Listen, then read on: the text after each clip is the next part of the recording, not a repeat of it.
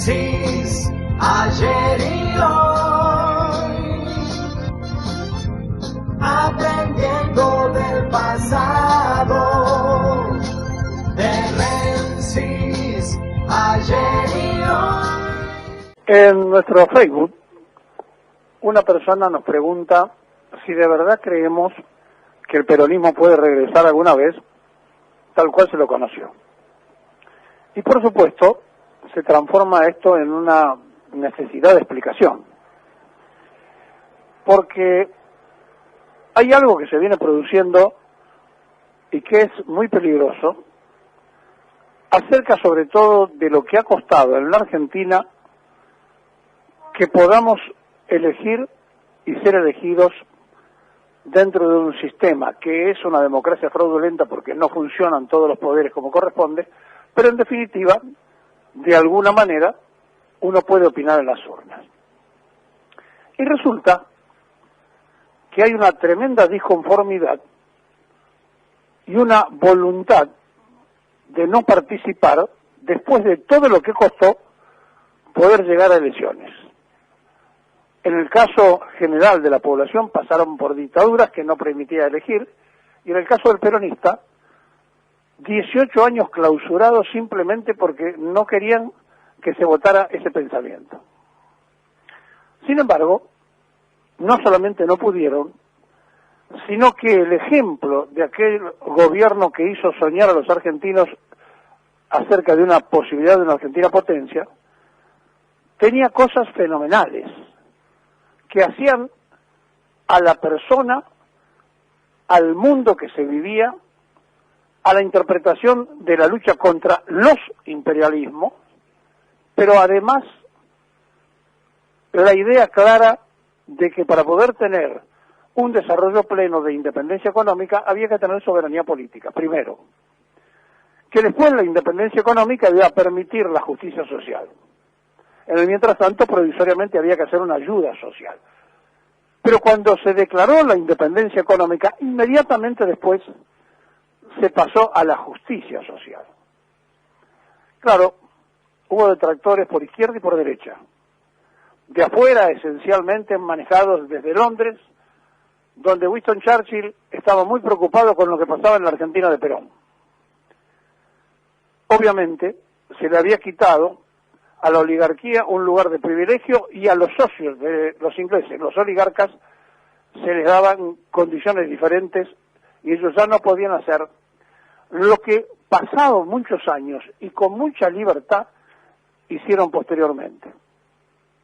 A tal punto que el gobierno de Macri mandó el oro a Londres y no se ha movido un solo argentino en la Cámara de Diputados o de Senadores preguntando por qué se hizo eso.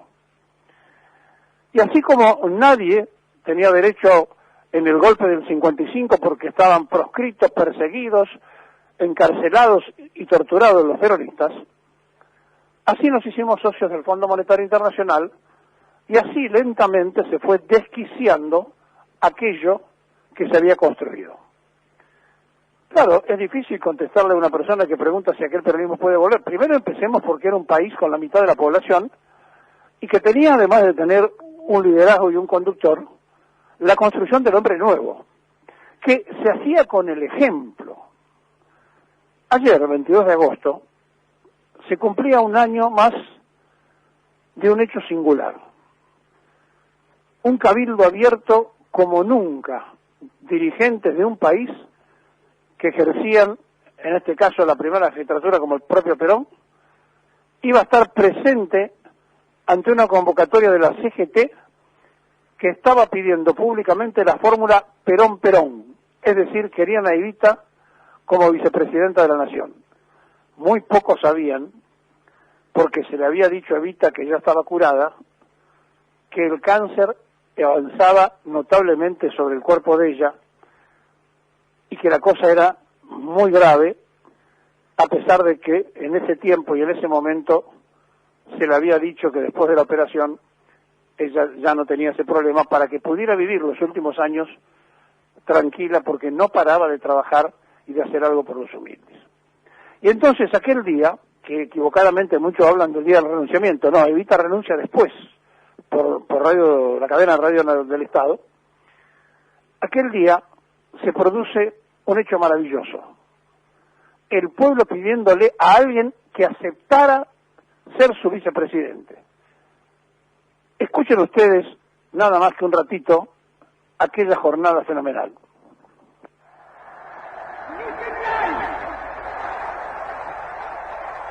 Son vuestras gloriosas vanguardias descansadas de la patria las que están presentes hoy, porque han tomado el porvenir en sus manos y saben que la justicia y la libertad la encontraron únicamente teniendo al general Perón dirigiendo la nación.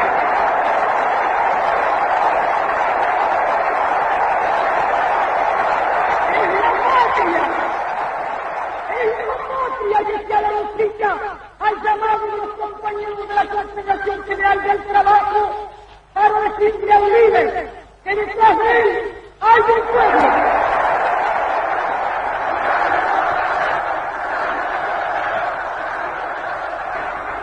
Ellos saben bien que antes del general Perón vivían en la esclavitud, que fue el general Perón que los criticó social, moral y espiritualmente. Y saben que la oligarquía, que los mediocres, que los antipatrias todavía no están derrotados, que de sus guaridas asquerosas atentan contra el pueblo y contra la nacionalidad. Aquella mujer incomparable, aquella mujer de una sensación absoluta de lo que estaba ocurriendo, de aquel termómetro que era del pueblo sufriente, estaba siendo aclamada por miles y miles de personas. La 9 de julio se había completado desde donde estaba el Ministerio de Obras Públicas, donde hoy está Acción Social, hasta el Bajo, hasta Libertador. Todo era una masa humana. Las redes de parlantes no daban más para poder extenderse a cada rato y trabajaban empleados de la municipalidad para poner 100 metros más y 100 metros más y 100 metros más porque la gente seguía llegando en aquel 22 de agosto de 1951.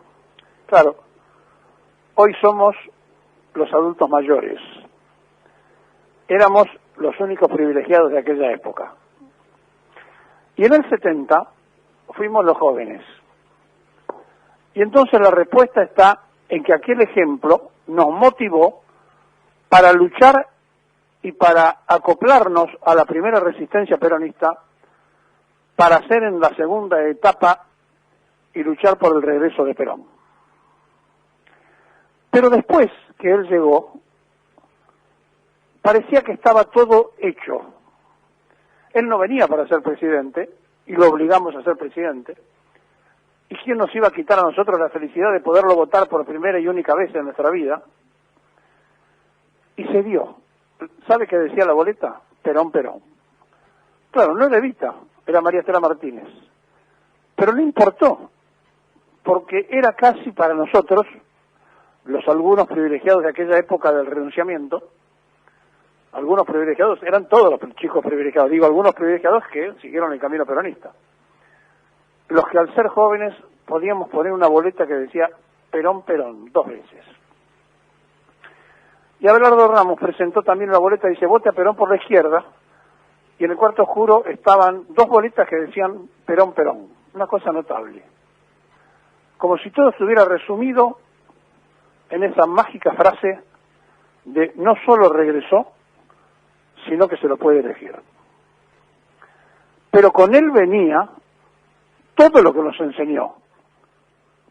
Y parecía ser que nosotros descansamos después de tanta lucha porque había llegado el que iba a resolver los problemas. Y a partir de allí se fue descomponiendo la cosa porque cuando faltó el conductor, como no se había hecho caso a su explicación, a su doctrina, a su enseñanza, se empezó a diversificar la cosa y a los propios se le infiltraron por izquierda y por derecha, los que no eran, se disfrazaron y llegaron. Y hoy, aquellos privilegiados que escucharon aquel renunciamiento y aquel ejemplo, que están llorando por un sueldo de jubilado que no le permite vivir, no tienen voluntad de ir a votar. Y como se ha repetido esto en varios casos, de gente que no quiere ir a votar, uno se preocupa preguntándole por qué. Y entonces cuentan porque es lamentable lo que se presenta en el mercado electoral, etcétera, etcétera, pero todos agregan algo notable. En las PASO no voy, después si hace falta voy a ir. ¿Por qué dicen esto? ¿Y saben por qué lo dicen? Porque ha sido clausurado la expresión del peronista en el propio Partido Justicialista, históricamente, salvo aquella vez de la elección de Cafiero y Menem. Y entonces, no le dan a las PASO ninguna importancia, no creen en las PASOs. Sí creerían en la apertura para que la gente pueda elegir y ser elegida abiertamente en el PJ, cosa que no ocurre. Y le cae mucho peor todavía que a los presidentes de turno, no importa quiénes son, le entregan después la conducción del PJ y entonces el PJ duerme el sueño eterno porque están ocupados en la tarea de gobierno. Y es notable cuando uno se pone a averiguar estas cosas y entonces empieza a darse cuenta que si el partido es la herramienta electoral del movimiento, lo que está huérfano de conducción es el movimiento y esta dispersión de peronistas que quieren ver la construcción de un gobierno peronista simplemente están esperando que lo haga otro. Y quizá esto sea la respuesta a esa pregunta del Facebook. El peronismo puede volver en tanto y en cuanto el movimiento, que es mayoría en la Argentina, tenga la voluntad de autoordenarse, de autoconvocarse y de autoprotegerse, haciendo nada más ni nada menos lo que Perón enseñó.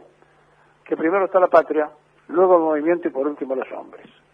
El día que se entienda cabalmente todo lo que él explicó, todo lo que enseñó, se van a dar cuenta que no solamente es una teoría de la mitad del siglo pasado, sino que tiene mucho que ver con el devenir, con el futuro. Porque para el peronismo el hombre es el centro, y para la globalización el hombre es un agregado más del poder mundial. Y para nosotros la familia es el núcleo constitucional de donde todo se hace.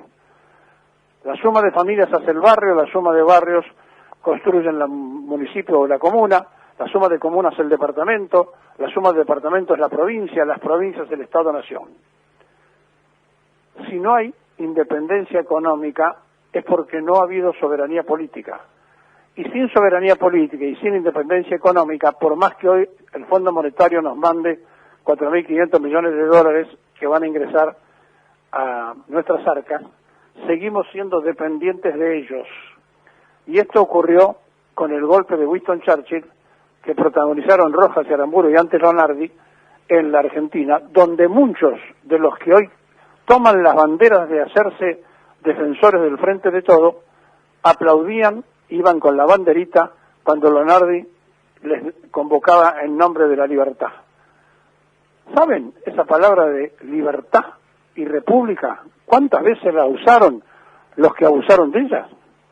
¿Saben cuántas veces los que dijeron libertad y república condenaron al pueblo y a su mayoría popular al sufrimiento? Por eso, no es difícil entender a los que no quieren votar, pero es imprescindible darse cuenta que puede ocurrir algo peor, porque si lo que está es malo, lo que se ofrece enfrente es peor, porque ya lo demostró. Y entonces se trata de vivir esta realidad y ver cómo se la resuelve. ¿Vuelve el peronismo alguna vez?